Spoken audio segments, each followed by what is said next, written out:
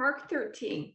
However, no one knows the day or hour when these things will happen, not even the angels in heaven or the Son himself. Only the Father knows. And since you don't know when that time will come, be on guard, stay alert. The coming of the Son of Man can be illustrated by the story of a man going on a long trip. When he left home, he gave each of his slaves instructions about the work they were to do. And he told the gatekeeper to watch for his return. You too must keep watch, for you don't know when the master of the household will return, in the evening, at midnight, before dawn, or at daybreak. Don't let him find you sleeping when he arrives without warning.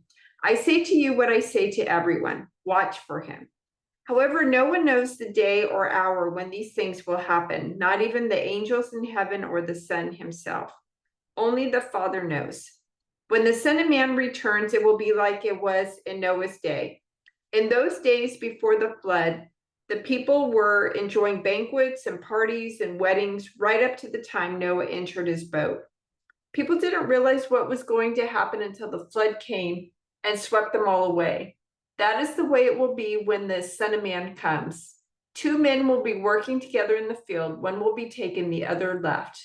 Two women will be grinding flour at the mill, one will be taken, the other left. So you too must keep watch, for you don't know what day your Lord is coming. Understand this, if a homeowner knew exactly when a burglar was coming, he would keep watch and not permit his house to be broken into. You also must be ready all the time, for the Son of Man will come when least expected. A faithful, sensible servant is one to whom the master can give the responsibility of managing his other household servants and feeding them. If the master returns and finds that the servant has done a good job, there will be a reward. I tell you the truth, the master will put that servant in charge of all he owns. But what if the servant is evil and thinks, my master won't be back for a while? And he begins beating the other servants, partying and getting drunk. The master will return unannounced and unexpected, and he will cut the servant to pieces and assign him a place with the hypocrites. In that place there will be weeping and gnashing of teeth. Watch out. Don't let your hearts be dulled by carousing and drunkenness and by the worries of this life. Don't let that day catch you unaware, like a trap, for that day will come upon everyone living on the earth. Keep alert at all times and pray that you might be strong enough to escape these coming horrors and stand before the Son of Man. Every day Jesus went to the temple to teach, and each evening he returned to spend the night on the Mount of Olives. The crowds gathered at the temple early each morning to hear him. Then the kingdom of heaven will be like 10 bridesmaids who took their lamps and went to meet the bridegroom. 5 of them were foolish and 5 were wise. The 5 who were foolish didn't take enough olive oil for their lamps, but the other 5 were wise enough to take along extra oil. When the bridegroom was delayed, they all became drowsy and fell asleep. At midnight, they were roused by the shout, look, the bridegroom is coming. Come out and meet him. All the bridesmaids got up and prepared their lamps. Then the 5 foolish ones asked the others, please give us some of your oil because our lamps are going out. But the others replied, we don't have enough for all of us. Go to a shop and buy some for yourselves. But while they were gone to buy oil, the bridegroom came. Then those who were ready went in with him to the marriage feast, and the door was locked. Later, when the other 5 bridesmaids returned, they stood outside calling, Lord, Lord, open the door for us. But he called back, believe me, I don't know you.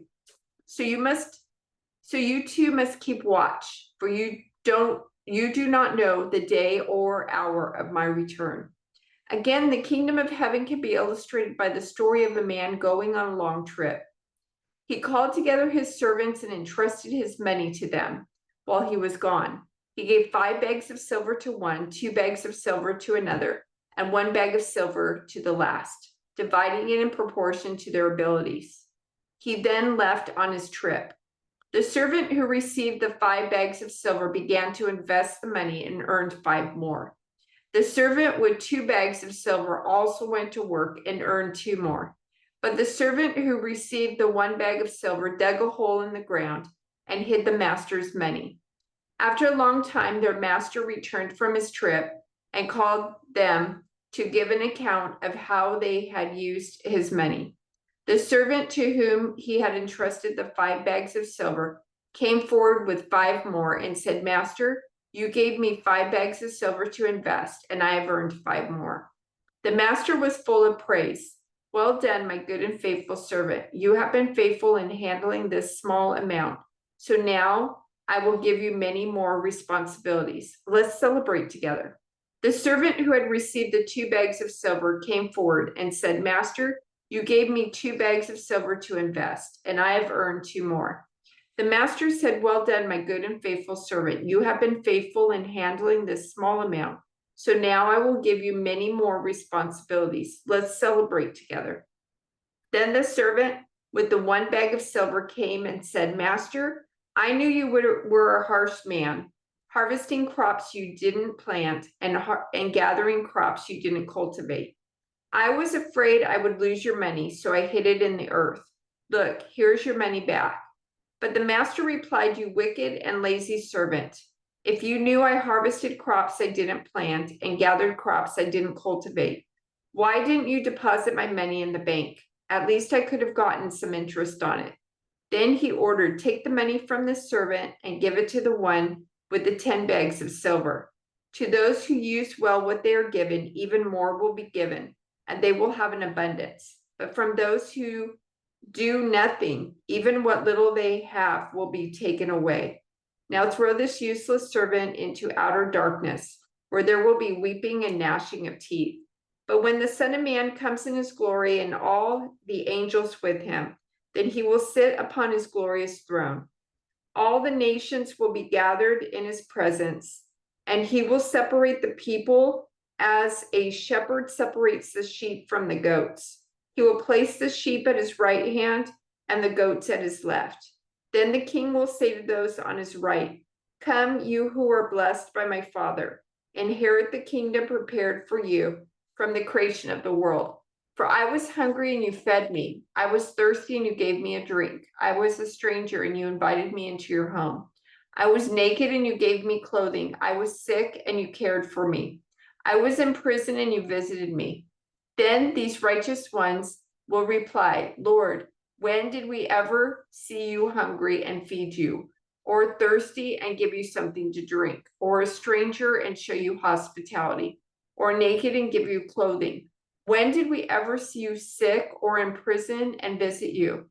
And the king will say, I tell you the truth, when you did it to one of the least of these, my brothers and sisters, you were doing it to me.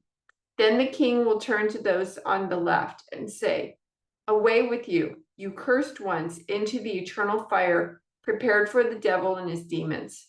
For I was hungry and you didn't feed me. I was thirsty and you didn't give me a drink. I was a stranger and you didn't invite me into your home. I was naked and you didn't give me clothing. I was sick and in prison and you didn't visit me. Then they will reply, Lord, when did we ever see you hungry or thirsty or a stranger or naked or sick or in prison and not help you? And he will answer, I tell you the truth.